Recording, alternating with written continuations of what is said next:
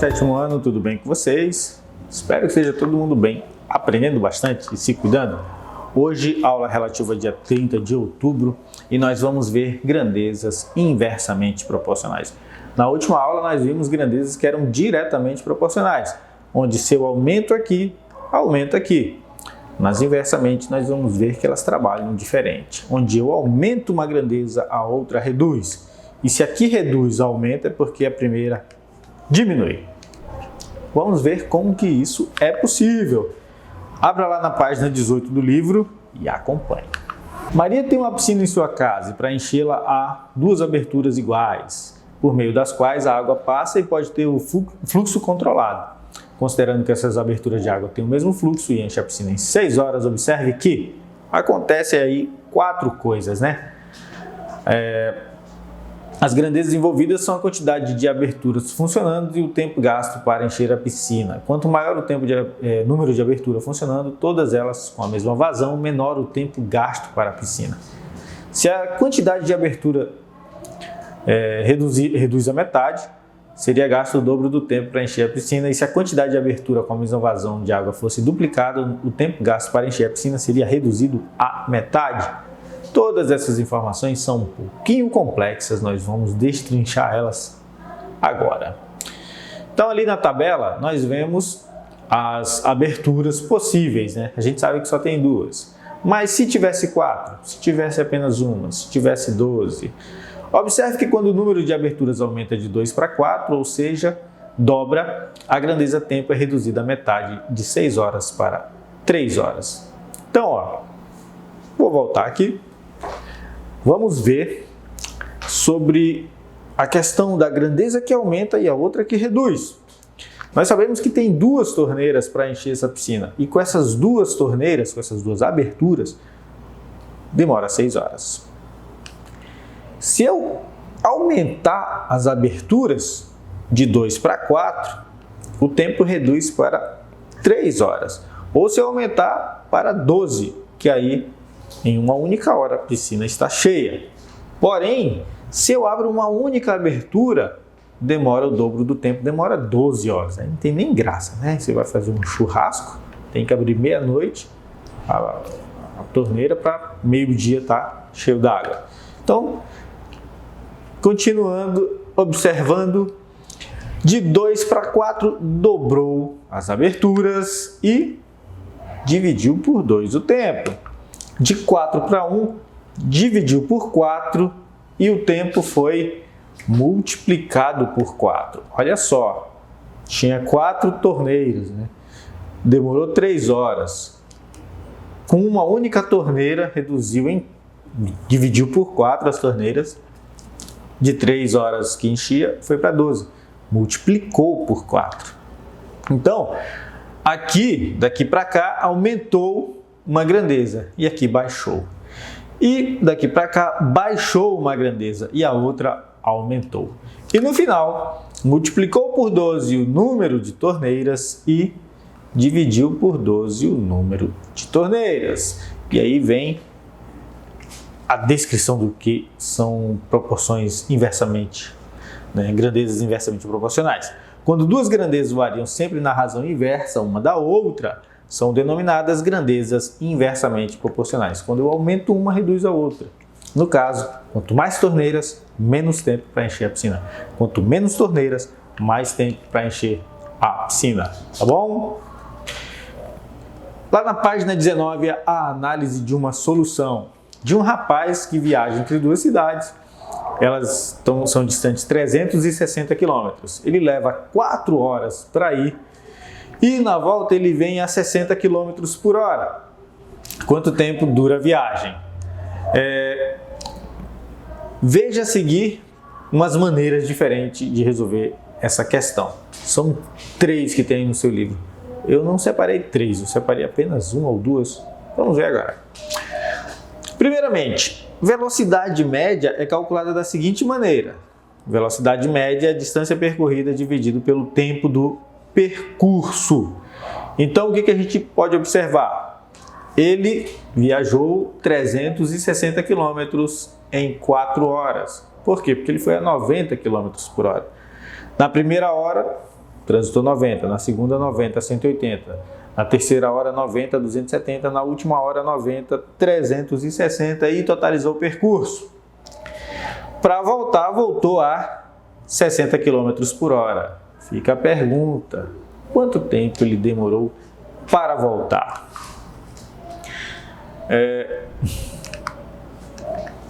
Ele demorou 6 horas, desculpa aqui. Ele demorou 6 horas, uma vez que, se o trajeto é de 360 quilômetros, ele vai precisar agora de 1 hora para 60, 2 horas para 120, 3 horas para 180, 4 horas para 240, 5 horas para 300 e na sexta hora que ele volta. Aqui a gente analisa o quê? Em uma velocidade grande, um tempo de 4 horas. Em uma velocidade pequena, um tempo de 6 horas. Tá bom? Ele reduziu a velocidade e aumentou o tempo. Quando ele tinha uma velocidade maior, ele reduziu o tempo.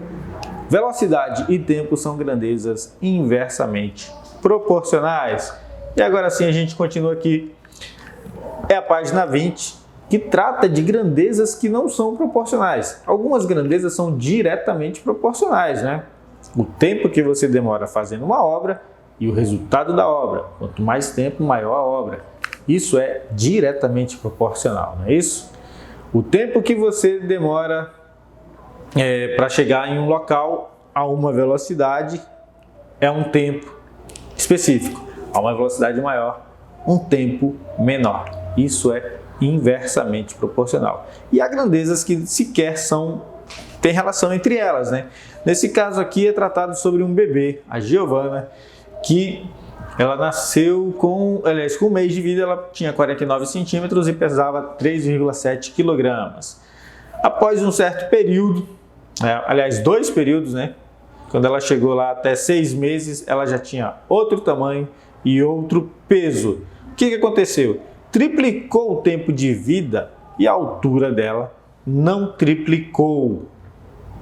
Note que em momento algum a altura chega a dobrar. Isso quer dizer o quê? Que o tempo dela de vida e o tamanho dela não são diretamente nem inversamente proporcionais.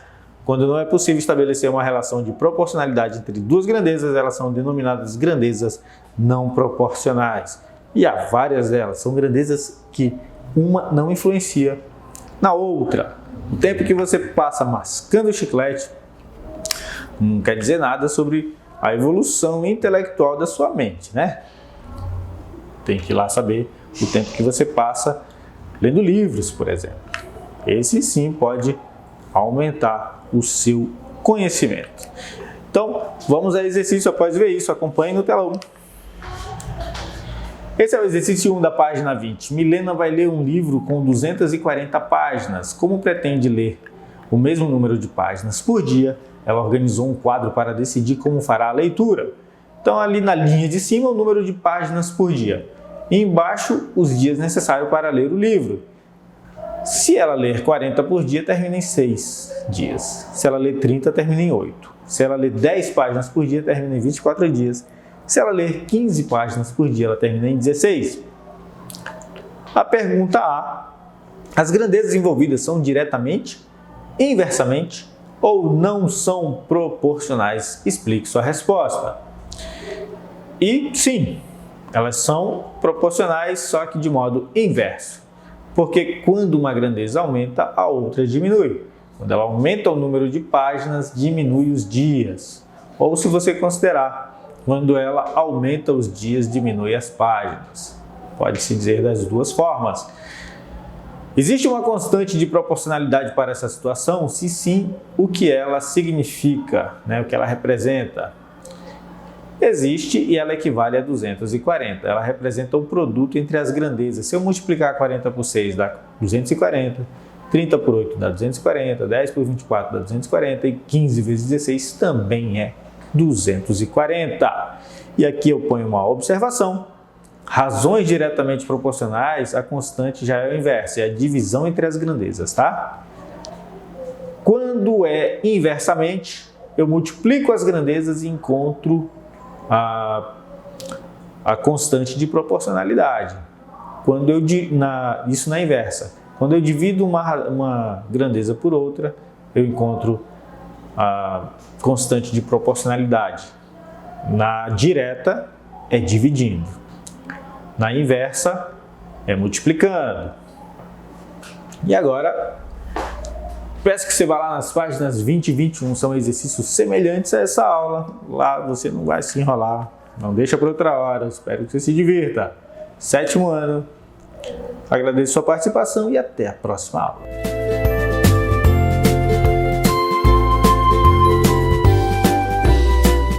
Olá, turma do 7º ano, hashtag o quê?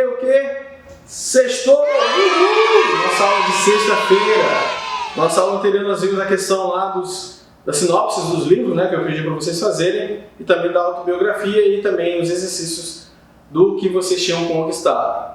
Iniciando o nosso novo capítulo, como iniciar com o título Texto Teatral. E aí nós vamos colocar, lógico, como sempre, nossas respostas e nós vamos trabalhar sobre ele a partir de agora. Certo, turma? Sem mais delongas, vamos lá para nossas respostas? Vamos lá. Iniciando aí as respostas.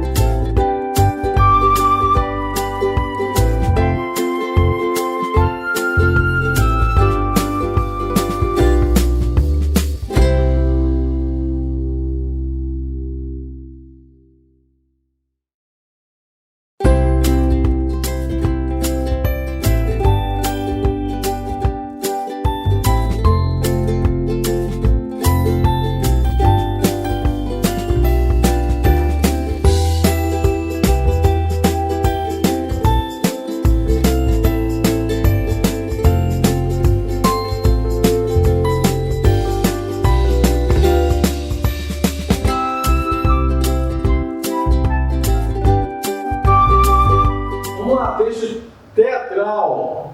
Vamos conhecer o famoso Ariano Suassuna. Ariano Suassuna é um escritor nascido em João Pessoa, Paraíba. Defensor da cultura da sua região, o autor de O Alto da Compadecida, lançou o movimento armorial, que se interessava pelo conhecimento e desenvolvimento das formas de expressão populares tradicionais. Importância do livro. O Alto da Compadecida é uma peça teatral em forma de alto, gênero da literatura, que trabalha com elementos cômicos e tem intenção moralizadora. É um drama nordestino apresentado em 3 atos. Contém elementos da literatura de cordel e está inserido no gênero da comédia. Trabalha com a linguagem oral e apresenta também o regionalismo através da caracterização do Nordeste. Período histórico. A peça foi escrita em 1955 e encenada pela primeira vez em 1956. Anos mais tarde, adaptada para a televisão e para o cinema em 1999 e 2000, respectivamente.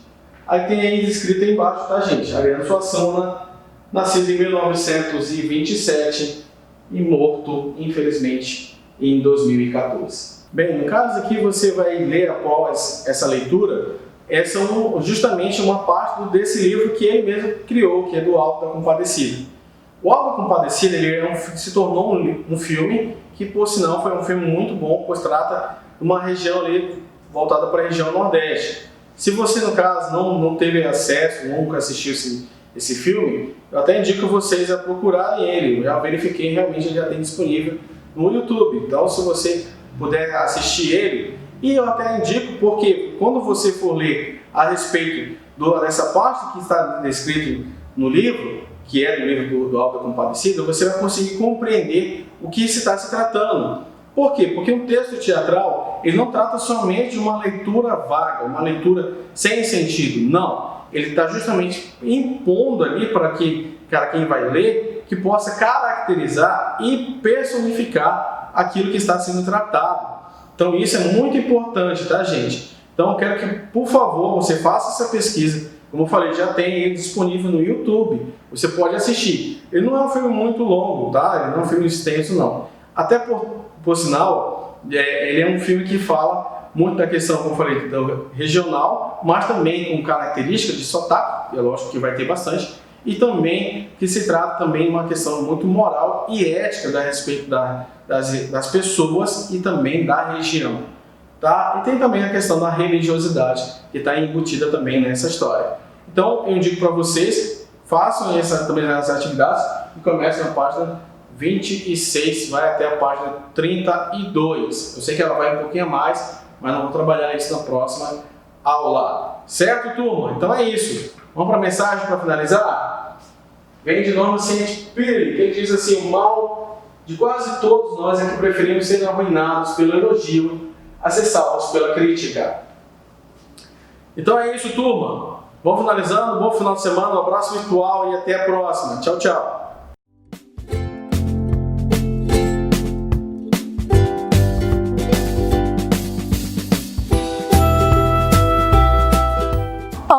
Sétimo ano, tudo bom com vocês? Como é que foi a semana de aula? Espero que tenha sido muito boa, hein? Sexta-feira chegou, então vamos à nossa aula de História. Nós vamos fazer aí a correção das nossas atividades, referindo aí ao Brasil colonial, a expansão para o interior. Lá nas páginas 18, 20 e 27 do livro de História de vocês, tá bom? Vamos então à nossa correção. Na página 18 do livro de vocês, na primeira questão, indique os principais motivos pelos quais as bandeiras foram consideradas importantes no Brasil colônia. Então, nós temos aí que, além de garantir mão de obra alternativa à escravidão africana, as bandeiras elas contribuíram de forma significativa para o processo de interiorização no Brasil, ao ocupar o território cada vez mais longe do litoral e expandir as fronteiras para além das posses portuguesas, de acordo com o Tratado de Tordesilhas. Na questão 2, qual era o conceito de guerra justa e como ele foi aplicado pelos bandeirantes? Considerava-se guerra justa todo combate contra aquele que se opunha à colonização portuguesa. Desta forma, os bandeirantes tinham um argumento para destacar, para atacar e aprisionar os indígenas, que de outra maneira eram protegidos pelos jesuítas. Na questão 3, o que significa dizer que as bandeiras eram promovidas por filhos da colônia? A maioria das bandeiras era nascida no Brasil. Isso significa que esse importante passo em direção à dominação, que é a ocupação do território, não foi dado pelos portugueses, e sim pelos colonos aqui nascidos. Então, basicamente, herança nossa, tá bom? Na página 20, a utilização de terras até então consideradas aí impróprias para o cultivo provocou uma mudança na sociedade feudal. Explique essa afirmação. Vamos lá. Uma das principais razões para a intensificação pelas drogas do sertão na região amazônica foi aí a dificuldade de expandir a produção agrícola na região em virtude da mata fechada, da presença das populações indígenas e do desconhecimento do clima local. Aí ele está falando quais foram, no caso, os efeitos aí sociais e ambientais, né, no início do século XVI. Além dos problemas com os animais, insetos e doenças desconhecidas, havia aí uma dificuldade de garantir, no caso, ele está falando aí a monetização de transações, a presença de missões religiosas também impedia a monopolização, que é o que? A exploração na região, tá bom? Seguindo aí na página 27 do livro de vocês, ele vai destacar o seguinte, vamos lá. Na página 27, na primeira questão, qual foi o principal motivo aí da colonização dos bandeirantes?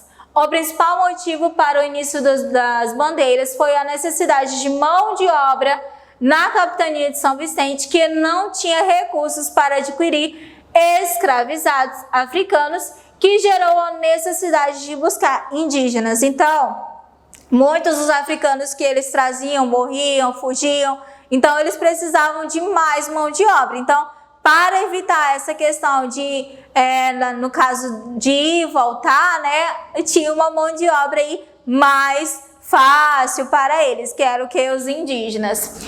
A questão 2, houve conflitos entre os bandeirantes e jesuítas em razão da escravidão indígena, uma vez que o objetivo dos primeiros era capturar indígenas, os últimos os protegiam. Aquilo que a gente já falou, né? O objetivo dos jesuítas era o quê? Catequizar eles e ensinar eles. Já os bandeirantes não, era apenas escravizar, tá bom? Na questão 3, a sequência correta aí, verdadeiro, falso, falso e verdadeiro. Na questão 4, na expansão para a criação do gado, diferentemente da sociedade açucareira, que era polarizada entre os senhores escravizados, havia maior presença de homens livres mestiços. Na questão 5, a correta é a letra C. E na questão 6, o principal objetivo dos jesuítas era a catequização dos indígenas por meio da construção de escolas nas missões e também nas reduções. Então, essa daí é a correção da nossa atividade. Só lembrando aí que a gente falou na nossa última aula sobre o tropeirismo, né? A característica, o que era o tropeirismo, como que se caracterizou aí o tropeirismo, falamos sobre as missões jesuíticas e as reduções também, como que se caracterizou as duas aí, como é que era fomentado as duas, né? Organizado as duas missões. Falamos também da resistência dos indígenas em relação à escravização, tá bom? Então, este aí é o nosso conteúdo e nossa correção também. Por hoje é só, meus queridos. Bom estudo para vocês. Beijos, bom final de semana e até a próxima.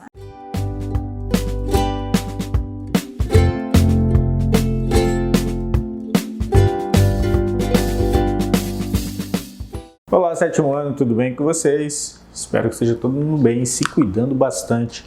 Hoje, aula do dia 30 de outubro, aula de empreendedorismo, e nós vamos ver novos desafios, né? A saga do João Vitor, que está lá no encontro 13, nas páginas 26 e 27. Então, se você puder, pause o vídeo, leia a história. Se não precisar, porque já leu, então vamos continuar. Acompanhe. O que fica compreendido da história contada? Não é do João Vitor, é da Vitória, perdão. Vitória apresenta Bá no recital e ela está muito contente em fazer o que ela gosta. Seus amigos se inspiram a voltar para a prática de atividades extracurriculares ao ver o resultado dela. Então, ela está inspirando os colegas, né?